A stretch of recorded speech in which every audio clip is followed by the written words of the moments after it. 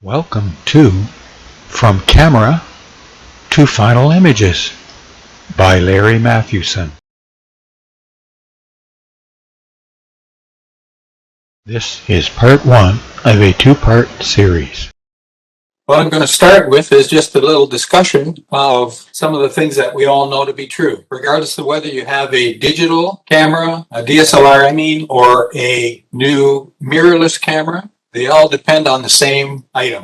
They all depend on shutter speed, aperture, and ISO in combination with focal length. And sometimes we have a faster shutter speed with the mirrorless cameras. In the past, previous cameras that I've had, shutter speed depended on the setting of the camera from slow, medium to high being possibly 10 to 12 frames per second. And new mirrorless cameras will go upward to including 30 frames per second, depending on which machines you have. In my case, my new Canon has a 20 frame per second electronic shutter. What does that mean? That means when I press the button, a whole lot more images are taken. So you have to be a little careful in the way you exercise that button. I use back button focus, and I feather the shutter button by not holding it down for long periods of time. If I hold it down for 3 or 4 seconds, I'm taking 80 to 100 images. That's great depending on what exactly you're taking a picture of.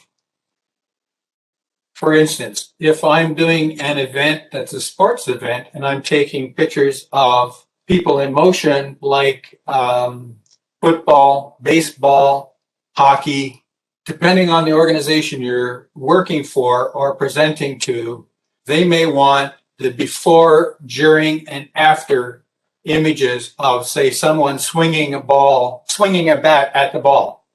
Or they want pictures of their pitcher as he winds up to throw the ball.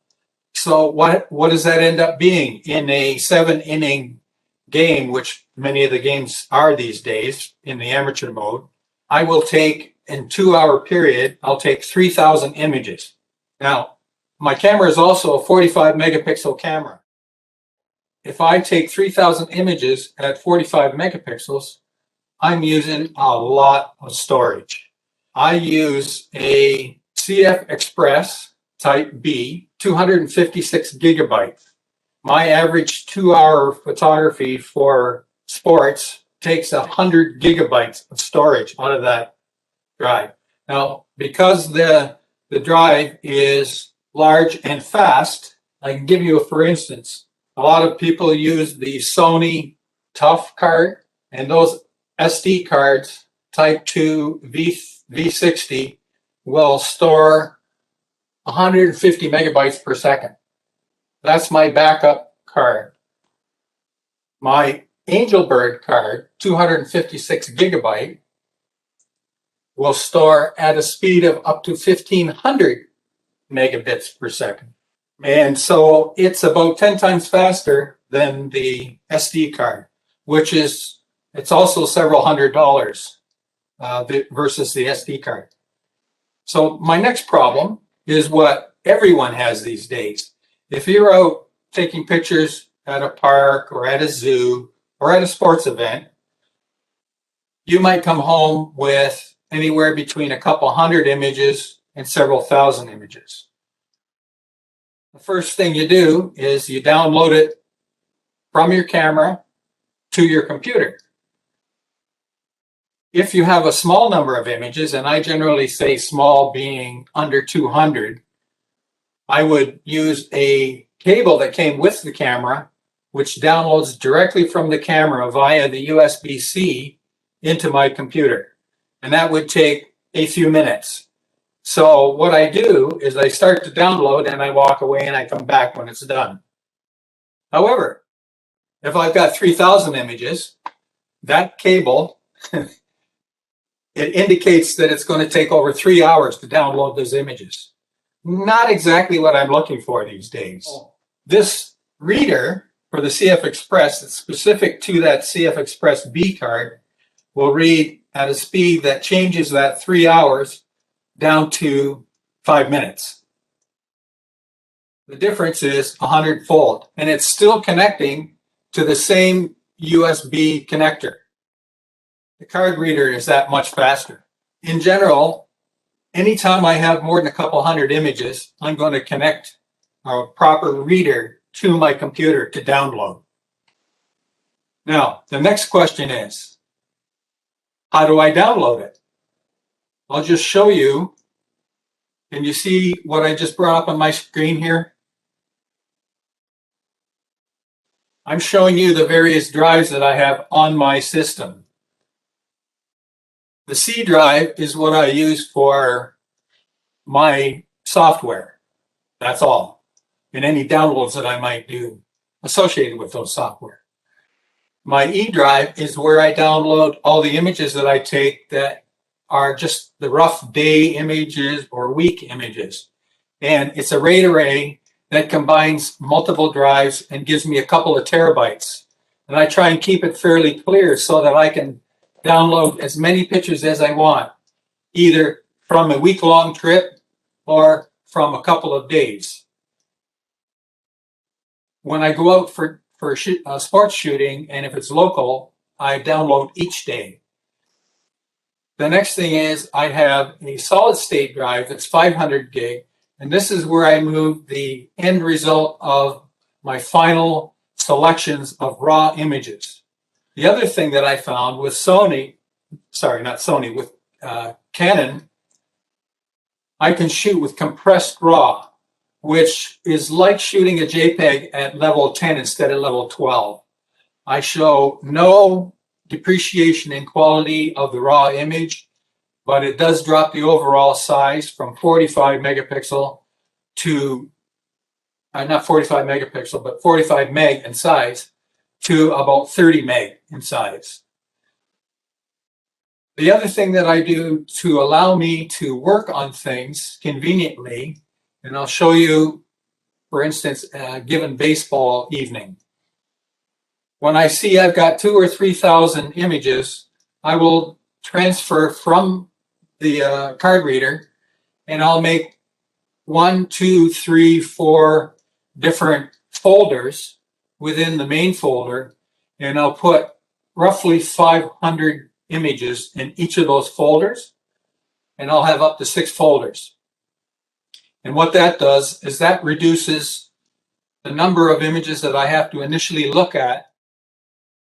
The RAM on my computer and the hard-working software that I'm using, which is Bridge, will be quicker at letting me view the images and allow me to work faster at reducing it from 500 down to about 25, which is what I would keep out of roughly 500 images. Ultimately, out of a 3,000 image night, I would look for 200 to 300 final images that I would convert to JPEGs, but do my editing on. And you can see there's another file here called JPEG, and that's what I turn all of those 25 to 300 images into JPEGs for final storage to the external location on a website that either the baseball or hockey people use to reference so that they can have people view their games and the results of their games. Once I've looked at these and I've reduced them down to a number of, let's say, 100 out of 500, I will now copy them over to my solid state drive, which is a Western Digital.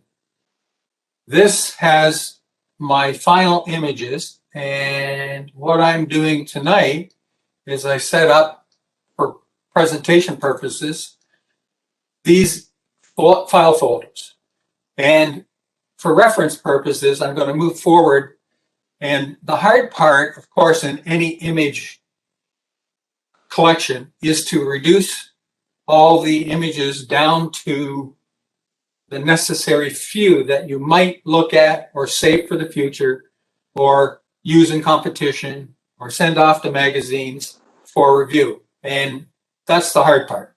The first culling of images is easy because many of them might contain pictures of the grass, pictures of the sky, depending on how you're holding the button when you're not paying attention, or the inside of the car, you know, those ones we all take.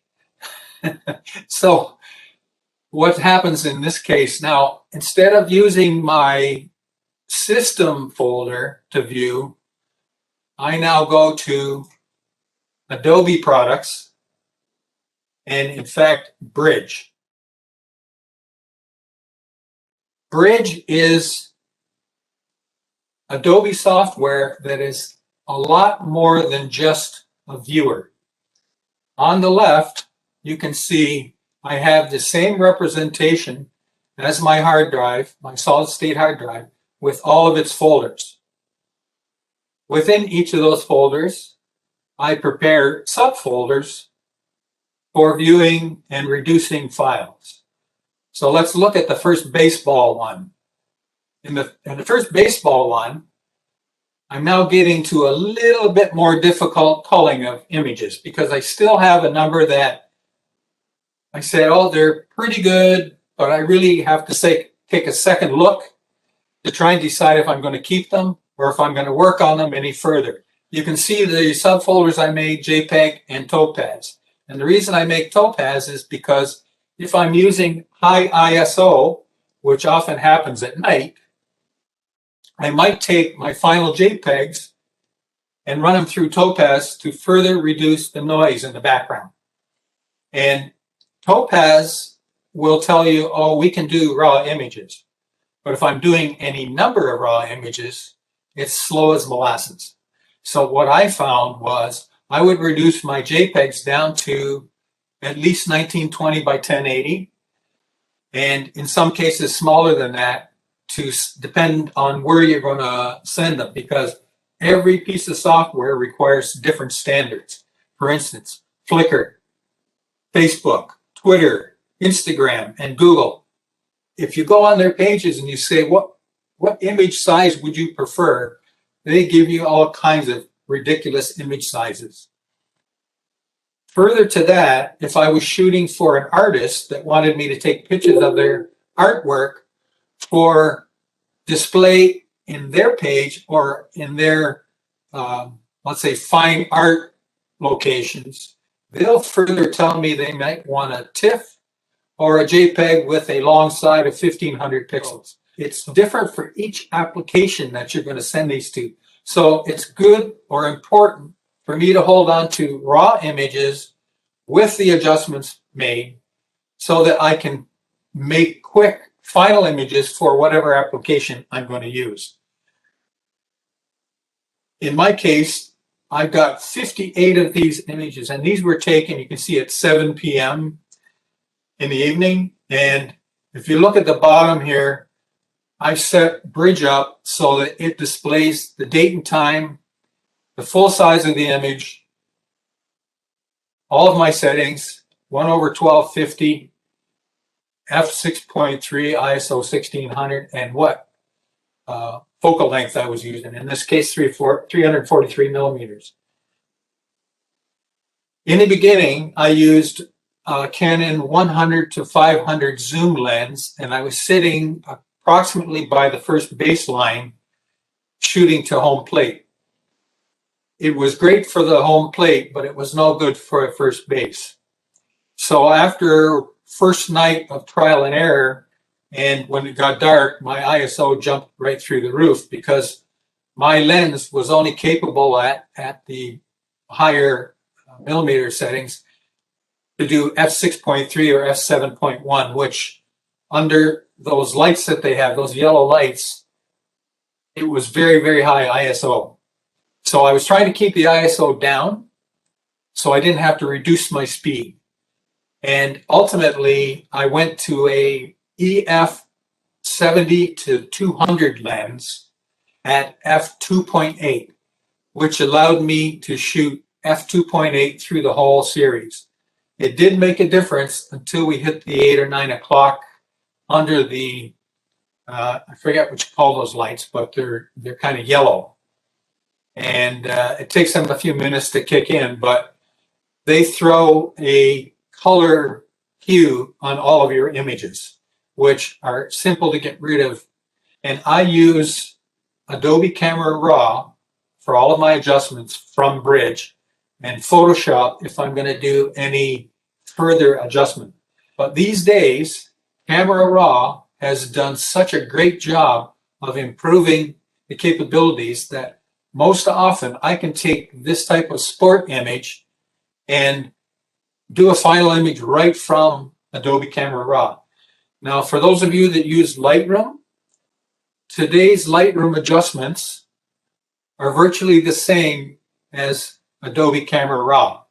So what I'm going to show you tonight is more or less exactly what you would see in your Lightroom adjustments. So to start with, I want to get this 58 down to something less. And for tonight, I'm going to show you my routine, which speeds up the ability to select images quickly and get rid of the rest.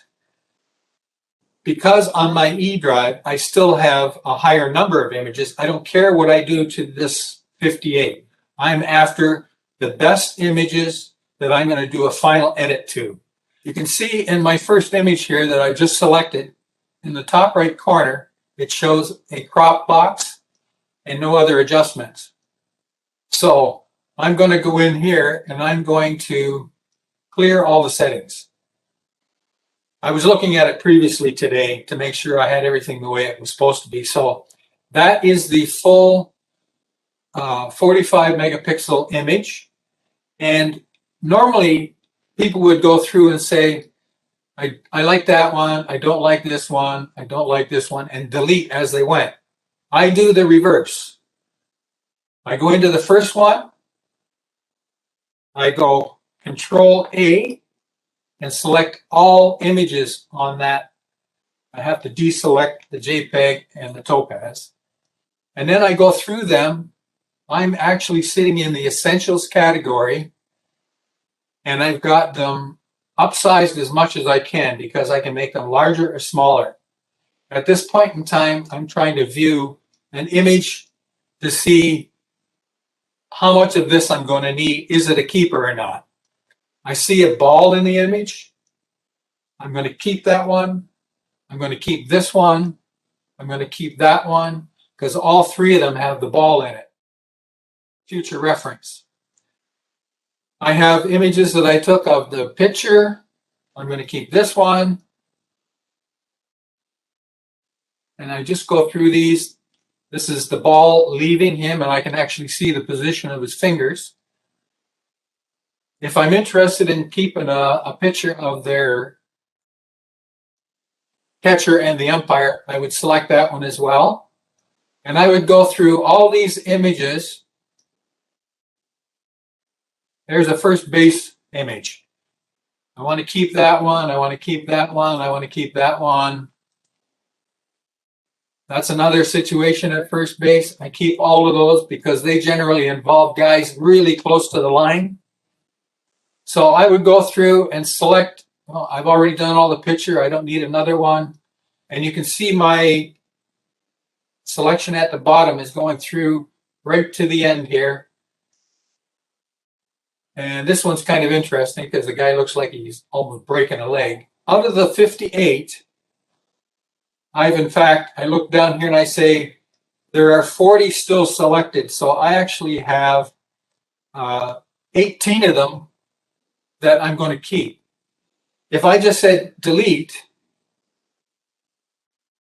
Bridge is going to say, oh, did you want to reject them and therefore leave them in here or actually delete them? And I actually want to delete them. But if I didn't want to see this, I would just press Control, Delete, and delete all 40. At this point, I remain 18, and it shows 16 here because I took out the Topaz and JPEG subfiles. Now I go back to the beginning, select all, and I set this so if I double click on the first one, all 16 of these will load in Camera Raw. So now I'm sitting in Camera Raw, and you can see like my mouse actually, while it's giving me a view, I'm showing you that I have a film strip of all 16 images on the left-hand side. And these are all raw images, approximately 30 meg per image. And so on my machine, I have 32 gigabytes of RAM. Depending on how fast your machine is and how much video memory you have, you can load more or less. If I was looking to do a lot of images, I could load 300 or 400 in here. And Camera Raw has so much power that I find myself using Camera Raw and not having to go to Photoshop in 99% of the cases anymore. And that's good because I can whip these things out of here in quick order. And I use keystrokes. So if I say C, that's crop. And up comes the crop tool. And over here, center this a little bit.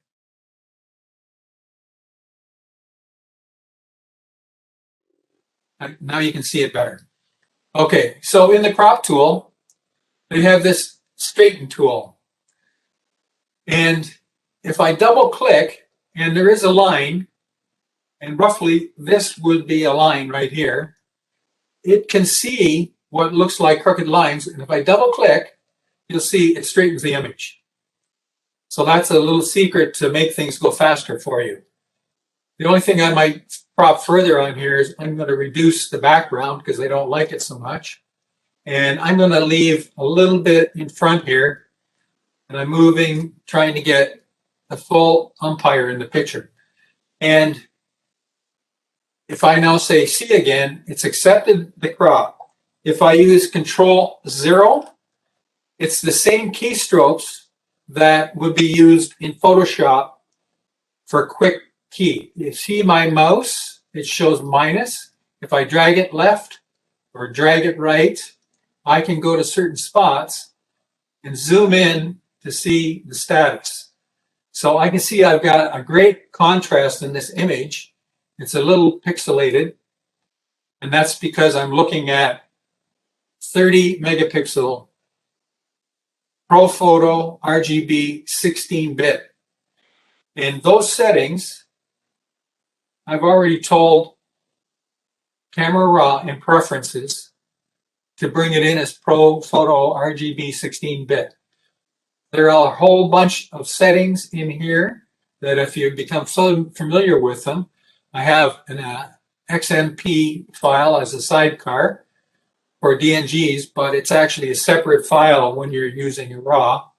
Performance, you can see performance picks up my video card, which is a 4 gigabyte video card, which gives me some speed because it offloads some of the corrections I'm doing in the software. And your raw defaults, I have set to Canon EOS R5, and my previous camera was a 7D Mark II, which I no longer have, and the other one is my Panasonic. When I'm doing a lot of images, it will default to previous settings that I set up that were roughly correct when I used the automatic setting. And these days, if I look at the right-hand side, I don't know if this will help out.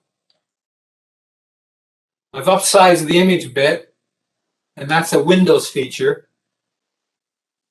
I'm going to click the auto button, and you can see everything here is neutral right now. I'm going to click the auto button, and it has now stabilized the background a little bit. And I'm going to go back to my window size. And the only thing I see here is I see some overly white here. So it's gotten it about 80% correct. And how I know that is because I have these clipping warnings set. I can turn them off and it wouldn't really show the clip warnings. So because I want to make sure I'm not overly clipping, either on the dark side or the white side, I set those on so I can see readily where they are. You'll notice in the histogram up here, there are different sections when I run my mouse over them. You'll see shadows, exposure, highlights, and white. If you want to do rough setting, I can turn up my white by just clicking on there and dragging to the right. And you can see the over white come up on there. I can also go to exposure and I can turn the highlights down. I can go to exposure, turn the exposure down. I can turn the shadows down. And you'll see all these sliders are moving when I click on them. That's a real rough way of doing it. I generally go to my white and black at this point, and I turn my highlights right down, and I can see that my shadows, it's telling me I've got a crop here. I don't really see it at this point. I use Control-0. And I can do with some, there's some right here in the umpire's outfit. So a good way to know your black and white settings, go to the white slider, press the Alt key, press the white, and I can slide that up or down until I see some white. And that tells me I'm just on the edge of the white. If I go way up, just turns up the highlights too much.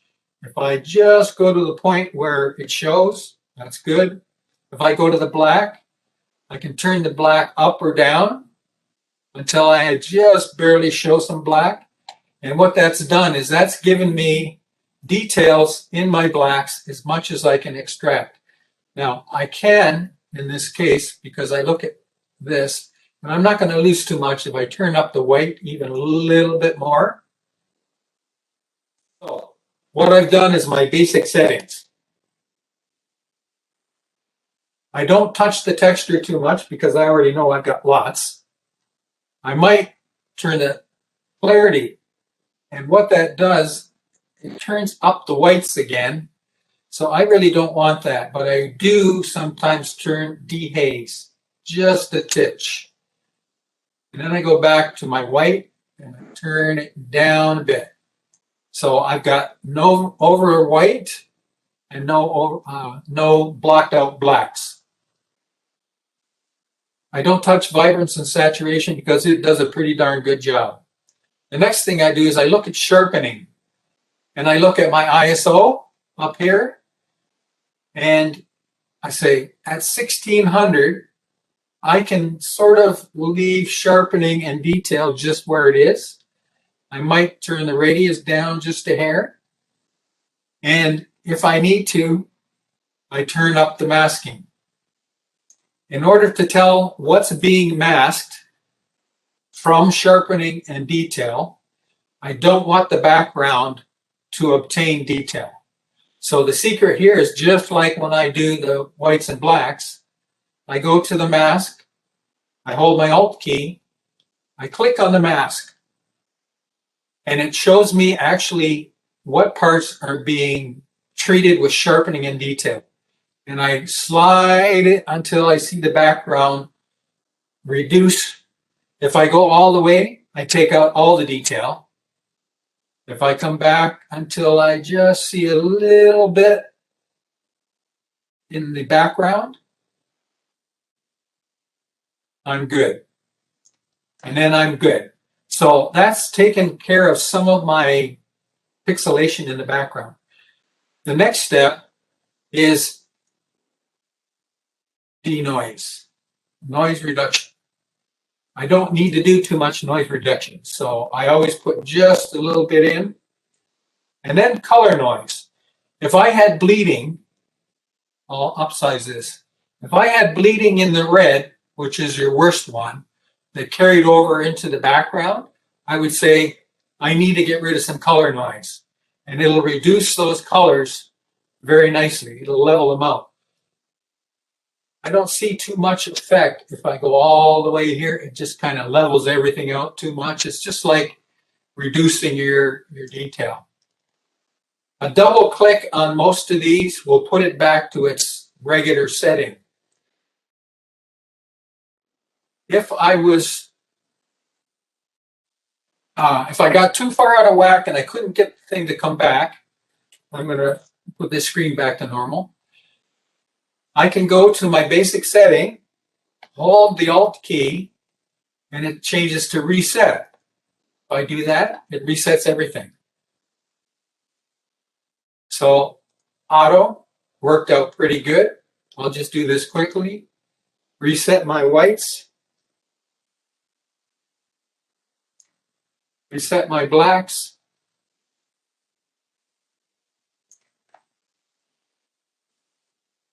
And everything else stays the same. So the next thing, I just want to make sure that chromatic aberration is clicked and user profile correction. So it recognized the Canon that I was using and the lens. And on occasion, if I have fringing, I'll click here. I generally do it anyway because sometimes the fencing gives you a bit of a fringe and you don't see it until you try and modify it. I don't do anything else here because everything is upright, everything is level. I don't need to change anything. I've got a good image to start with. But I've got 15 more. In order to save time, I click over on the left.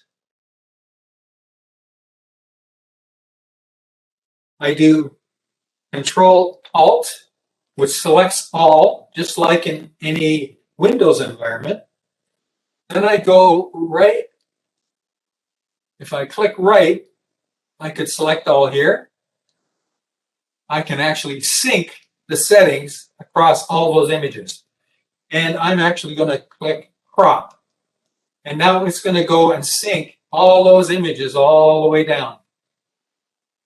If I've got 300, I have to wait for a minute or so for it to work. But now, I know they're not all perfect, but I'm 90% of the way there.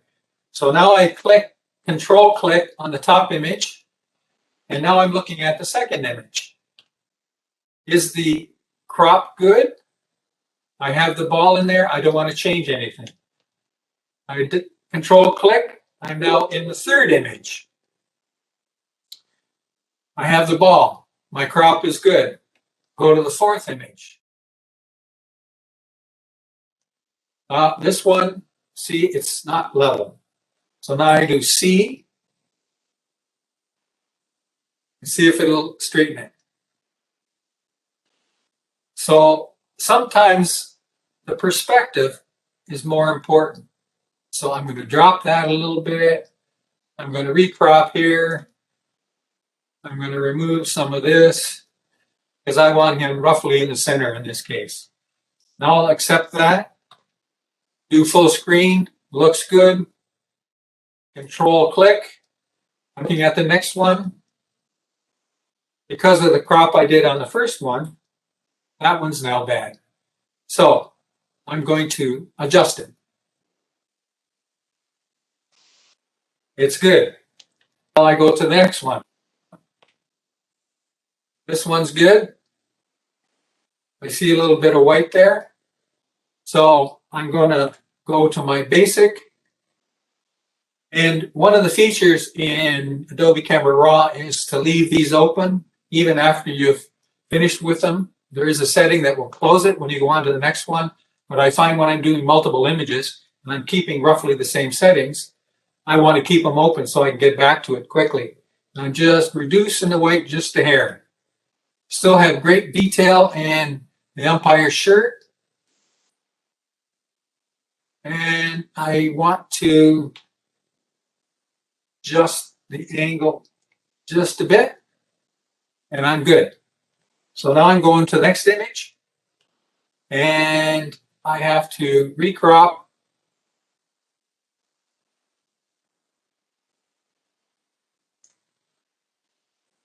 The tough part was when I was shooting these using a 1:500.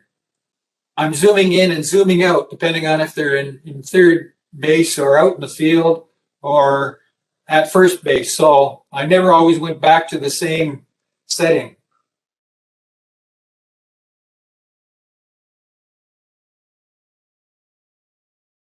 So I'm going through all of these and I'm adjusting enough of it that I've got, and you can see the ball skipped along the ground here for him to catch. The guy's running to first base. The question is, did he make it? Go to the next image. Looks like he did. But I would keep these images because they like to see a little bit of the background to go with the action. A little more so than if I was taking birds in flight. And the final image was he touched the base and done. This is another one where they had a lead off at first base. And he's getting back because the pitcher has thrown the ball back to the first baseman. Nice to catch these images. And the only way you catch them is shooting 20 frames a second. So I've got several images. It was a tight one. And you had to look at the second base coach to see if he actually called him out or not.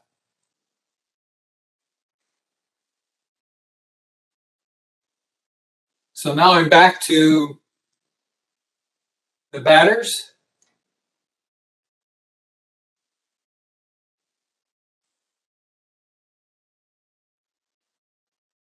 Okay, I'm at the last image.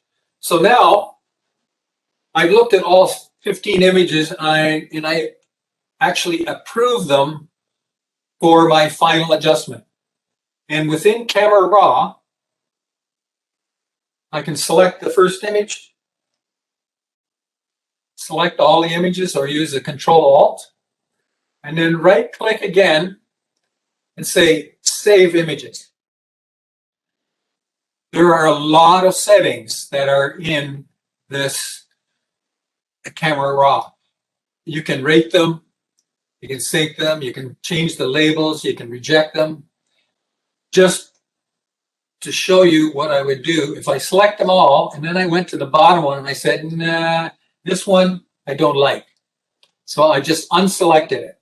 Now I go back to the top or anywhere along here, save images.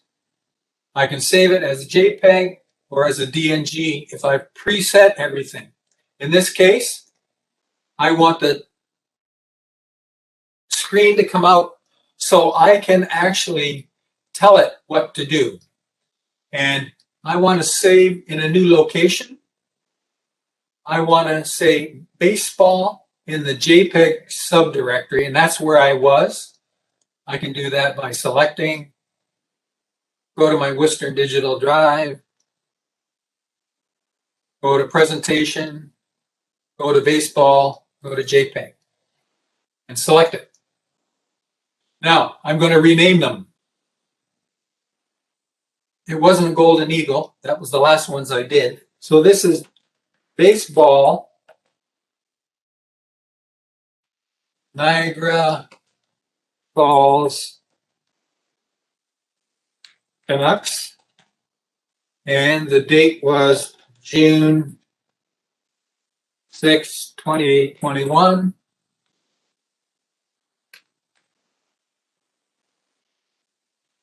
And I'm adding a dash.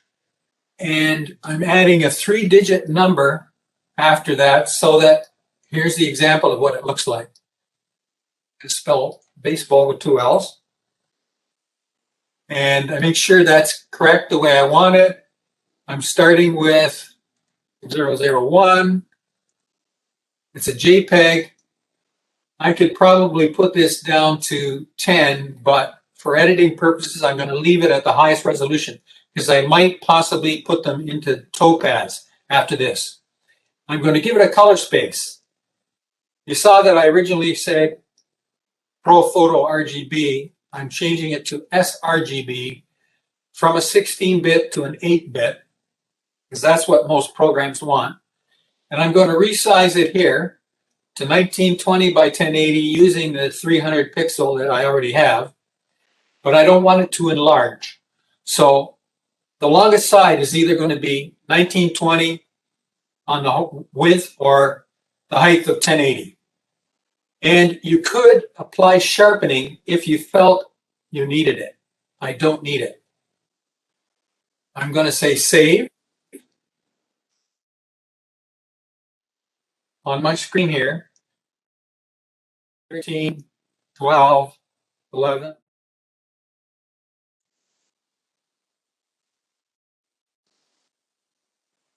So it's saving all of those.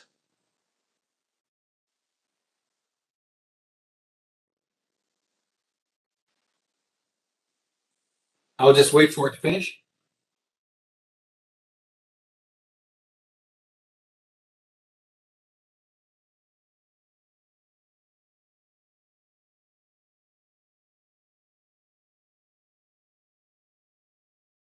Tonight I've got a lot of programs open here. So I've got Denoise in the background, I've got Bridge, I've got Photoshop, and I've got my WebEx open. It's using quite a bit of memory. Okay, now that I'm finished with this, the next part is my settings here are going to be the same when I come back. Okay, now I'm done. So now I'm back in Bridge. And what I've done is I have the raw images. And if I go back to my JPEG folder, okay, so I've deselected those 16 that are now 15. I've gone to my JPEG folder and I have all of my images here with their adjustments embedded in a JPEG and resized. And you'll see all the details are still there, but the size has changed. 1080, 1080. This one's 1920 because of the cropping. At this point, if I really wanted to see how these JPEGs looked, I would really like to do that in full screen. So if I'm going to assess whether they're keepers or not, I'm going to go to FastStone Editor.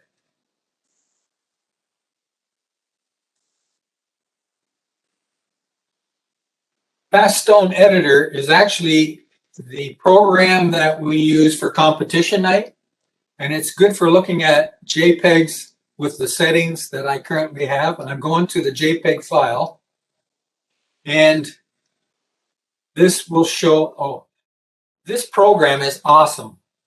It's fast. It's so much better than your Windows screens. It's hard to believe. And it shows the thumbnails and the full picture, and I can go through them all and look at them sort of full size. If I don't like that mode, I can go here and I can go full screen. From my end, I'm looking at a 42-inch monitor at full resolution here. So I'm looking at quite the detail that sometimes you won't see on a laptop. So I kind of make the judgment call. Is this going to be good enough for, in actual fact, it's going to Instagram. And Instagram likes a square image, but my buddy that runs the site says just send whatever I have. And I'm going to show you the images that we captured. Sorry, I should be waiting for your screens to refresh. I've got pretty good detail here on everything. The focus is where the focus should be, and I really like these. Now, the nice thing about FastStone, it works just like your Explorer in Windows. If I didn't like this one, I just press the delete key and it says, do you want to send it to the recycle bin? Yep, it's gone. So remembering this is the third folder that I worked on, and it's at the final stage. At least if I think they're good enough to put on Instagram. I'm going to close that, and I'm going to show you something that's important here. Throughout the last few days, I've been working on images on my Windows machine. And Windows is notorious for deleting images, but not deleting them. And up here, we have a recycle bin. And I can see on here that it's got files in it that I have deleted. Now that I'm sure I don't want those files, look at the space that is remaining on this Western Digital solid state drive, 96 gig. If I go here and I say empty the recycle bin, do I want to get rid of them? Yes. I now have 103 gigabytes available. That's true of most of your drives.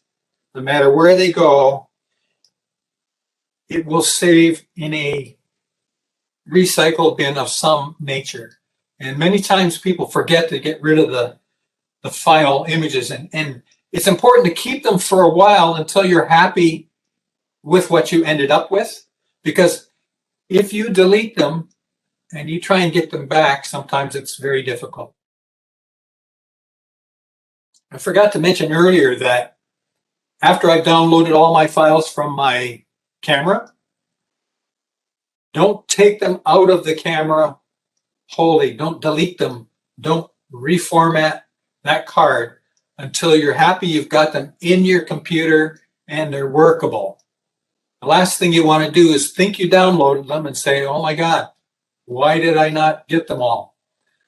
For instance, when you reach the 10,000 mark on my Canon, it says that's enough, and it starts renumbering in a second folder. If I wasn't smart enough to look at the numbers to see I reached the 10,000 mark at the 200th image that day, and the next 600 went into a second folder, I downloaded the first folder and forgot about the second one, delete the card, and lost the next 600 images. There is a way to get it back, but you have to buy software to recover it from the manufacturer. That was just a warning as to how to handle them. The other thing, if I go into my drive in Windows and I go down to my presentation and I look at my baseball images, you can see the XMP sidecar file. And you see how long it takes for Windows to refresh? Normally what I do is I go to details only, not icons, because icons take quite a while to refresh. I rarely use the Windows Explorer because it takes too darn long. So we've kind of done the hardest part. You've come to the end of part 1 of Camera to Final Image.